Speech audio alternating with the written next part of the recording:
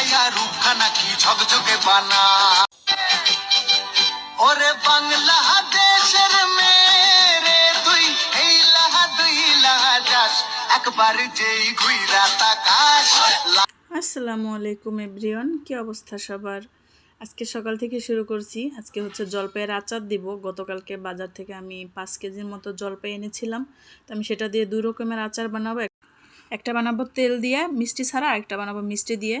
তো যাই হোক, ওগুলো কিছুটা প্রিপারেশন করছিলাম। এর ভিতরে ভাবে এসে বলল যে আমার মানে গাছে করলা পাতা আছে কিনা। আমি আবার বললাম যে হ্যাঁ আছে। বললো ছিঁড়ে নিয়ে আসেন। পরে আমি আবার ওগুলো নিচে নিয়ে গেলাম ছিঁড়ে।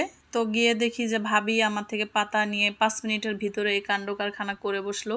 তো ভাবির আবার একটা সমস্যা আছে, ওনার একটু ডায়াবেটিসের প্রবলেম আছে। যাই হোক, আল্লাহ না করুক এই রোগটা, আল্লাহ কাউকে না দিক। সবার জন্য দোয়া করি যে আল্লাহ তুমি কাউকে এই রোগটা না দাও। আর ভাবি যে কত কষ্ট করে খাবার দাবার খায়, এটা আসলে ওনাকে না দেখলে বা উনি যদি আমাদেরকে এই খাবারটা না খাওয়াতো তাহলে হয়তো বুঝতে পারতাম না। এটা ছিল মূলত করলার পাতা ভাজি, করলা ভাজিও না। তো আমরা আবার একটু টেস্টের জন্য শুকনা মরিচ ভেজে নিয়েছি, কারণ আমাদের কাছে অনেক তিতা লাগতেছিল। আর ভাবি যেটা কিভাবে খাচ্ছিল, ভাবিকে যেন আল্লাহ তাড়াতাড়ি সুস্থ করে দেয় এই রোগটা থেকে। তো এই খাবারটা খাওয়ার পরে বুঝেছি আসলে ডায়াবেটিস রোগীরা কত কষ্ট করে খাবার দাবার মেনটেন করে চলে, কত কষ্ট করে খায়। তো যাই হোক, ওটাই আবার ভাবির সাথে একটু কষ্টটা শেয়ার করে নিচ্ছিলাম। মানে ভাবি আমাদেরকে বলছিল যে এভাবে আমি এভাবে করে খাই, একটু মজা লাগে। এই করলা পাতার ভাজিটা এত তিতা ছিল, মানে বলার মতো না। তারপরও ভাবির কথা চিন্তা করে খাচ্ছিলাম, কারণ না খেলে ভাবি আবার মন খারাপ করবে। আর এখানে এটা খাওয়ার পরে বুঝেছি আসলে ডায়াবেটিসের মানুষ কত কষ্ট করে খাবার দাবার নিয়ে। আর এখানে মুখটা এমন তিতো হয়েছে, পরে কি করব, একটু চিনি খেয়ে নিচ্ছিলাম, কারণ আমি তো আর এগুলো খেয়ে অভ্যস্ত না। আমার ফুপি অনেক দিন ধরে বরিশাল থেকে মাছ পাঠাবে করে পাঠাতে পারছিল না। তো ফাইনালি মাছগুলো আর কি আসলো। তো ওই মাছগুলো আমি সুন্দর করে কেটে বেছে এখন ধুয়ে নিব।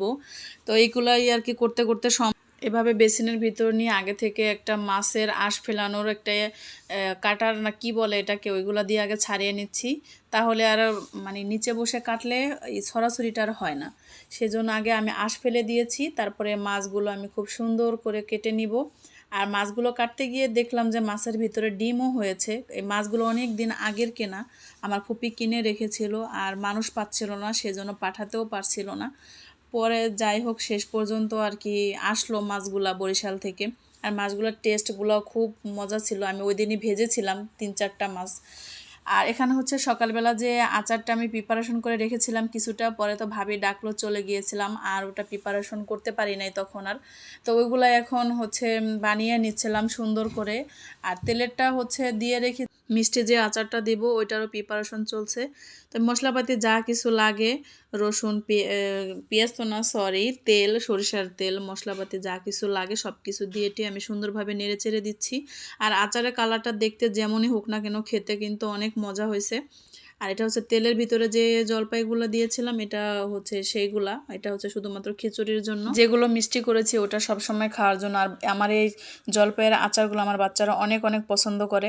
যদি কারো রেসিপি লাগে তাহলে বলবেন, আমি আলাদা করে একটি রেসিপি করে দিব জলপাই দিয়ে, জলপাইয়ের আচার। আজকের জন্য এই পর্যন্তই। সবাই ভালো থাকেন, সুস্থ থাকেন, অ্যান্ড আমাদের জন্য দোয়া করবেন। আল্লাহ হাফেজ।